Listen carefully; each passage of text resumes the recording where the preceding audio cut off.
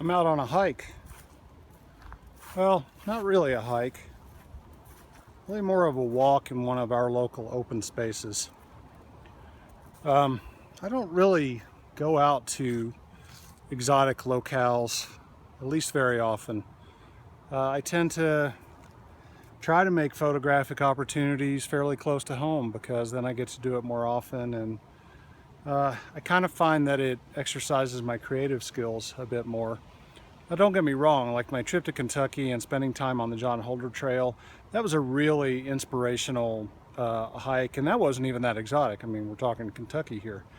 But, you know, I enjoyed that. That really got my kind of inspirational fire going. Get back to Colorado, which is a beautiful, beautiful place, and I found myself thinking, but I want to go down to that creek again. Well, I have creeks here too, so I knew that I had some here in the area. I've been to them many times before, mountain biking, just hiking around, taking photos and so forth. So I thought I'd come back out today and see what I could find along this particular creek. I'm near the Goodson Recreation Center. This is not exotic at all. I'm literally probably a quarter mile off a major street. But Denver is really good about having what they call open space areas, and they're relatively wild. It only takes a little bit of an effort to get somewhere where it looks relatively untouched by humans. And you know, so that's what I'm doing. I'm out here to see kind of how things look right now. I may or may not get any photos. Now, one reason I'm doing this, I have to admit, is I'm oftentimes inspired by equipment. I have some new equipment. Don't I always have new equipment? And I wanted to find a reason to get out with it again. I took a short outing with it before a couple of weeks ago. I only got a couple of sheets done then. It is 4x5. I don't like to develop two sheets, so I'm hoping to get a couple more sheets today. So I'm out here with what I would call my kind of ultralight 4x5 kit. And that kit is comprised of a Chamonix F1. I think the whole name is actually Chamonix 045 F1, something like that, but people tend to call it the F1. So it's a wooden camera, a folder, it's a modern camera. Very nice, I got it used, and I really wanted to just get out and, as I said, get a couple more sheets and get a little more experience with the camera. And by ultralight, I mean that camera is like 3.5 pounds. And people may call me crazy, but I'm also out here with a Gitzo 1580 tripod, which is very, very light. I don't think I weighed it. I think it's around 1.5 pounds with the head. I'll have to double check that and annotate it down here. But anyway, it's like, I think most 4x5 people would tell me I'm nuts to try to shoot on this tripod, but why the heck not? I mean, it's worth a shot, right? I think what I'll end up doing is weighing it down with the backpack once I get the camera set up and see what I can get. Anyway, because it's so light, I just have it strapped on the backpack. My total weight here with two lenses, a 120 millimeter and a 180 millimeter lens. They're both, well, the 180 is pretty heavy. The 120 is not too bad. So the two lenses, 3 sheet holders, and the camera, and my RX100 Mark III and a little Gorilla Pod for that. And the tripod weighs in, and some other accessories, light meter, etc., weighs in at 16.5 pounds. And that, after carrying 20 to 25 on that Kentucky trip, depending on what I had loaded in the bag at any time, that feels really light, so I'm enjoying that.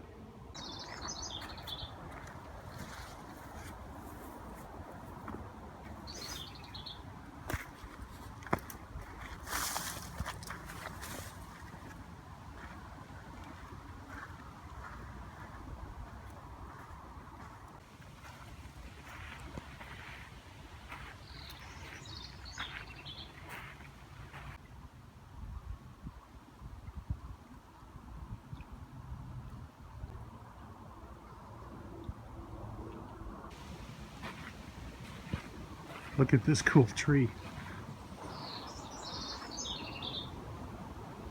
This is cottonwood. They're all over the place in this area. But check that out.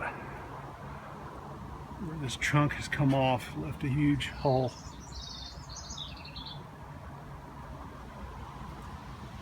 Looks like it could be a good subject either today or another day. The light today is a little crazy. It's, I'd say, mostly cloudy. Occasionally the sun pokes out full intensity, and then it goes behind a huge bank of clouds and you have no shadows. So it's a little bit of a tricky day to shoot. I'd prefer kind of a haze, I guess, that I may end up just sort of taking some scouting shots.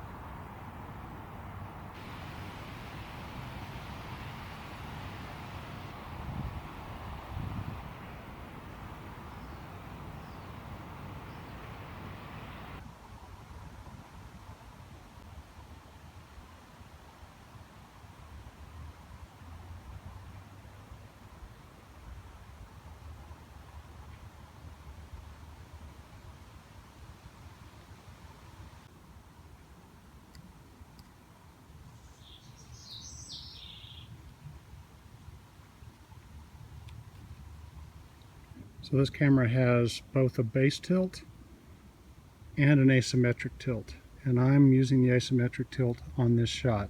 The asymmetric tilt allows you to more easily get the foreground and background in focus without refocusing. Kind of an interesting feature, and that's one of the things about the F1 that sets it apart. I'm using just a touch of back tilt, which is somewhat equivalent to front forward tilt. That'll get the foreground and the background in focus. Look at those spindly little legs on this Gitzo 1580. I believe that's the model number anyway. It's a 1 series, so it's the smallest. That bottom section is about as thick as a pencil. It's very stiff, each section is, but the sections themselves, when put together, will flex a little bit. I probably should be weighing this down with the bag, but I didn't bother. It's 1/8 of a second. It felt pretty solid. I'll take my chances.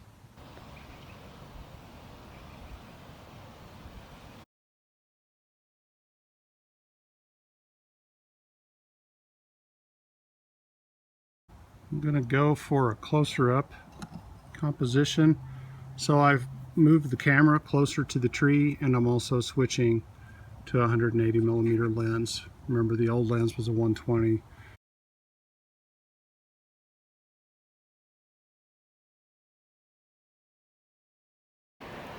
Time to get out of here. I'm going to take the camera apart. I say take it apart, I just mean take it down, prepare it for travel, all that stuff. But to some degree, you kind of are taking it apart.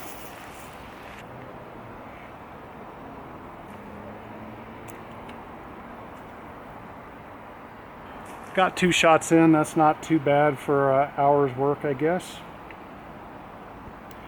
So Chamonix has this weird little front standard that actually disconnects.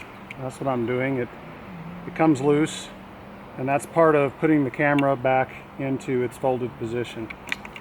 And I'm going to pull the focus back a bit. You can't see that right now, but I'm making it so this part right here is back into the camera. And then once you have the front standard tucked away, then you just fold the back standard onto it. Now it looks like I screwed up.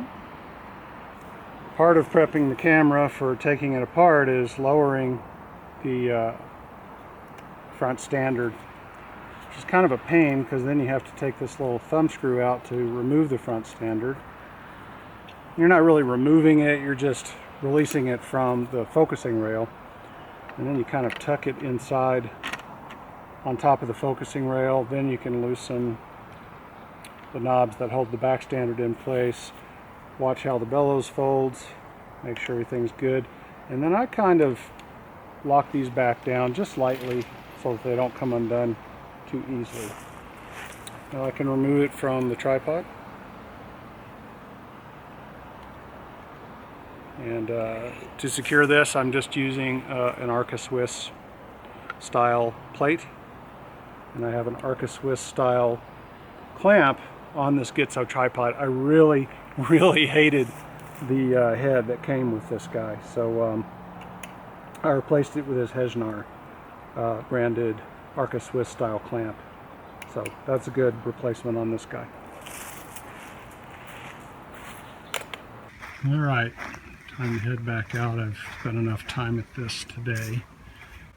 At least I got 2 sheets today I can add to the 2 sheets that I already have that need to be developed. It's the same film, same exposure index. I'm shooting the Arista film.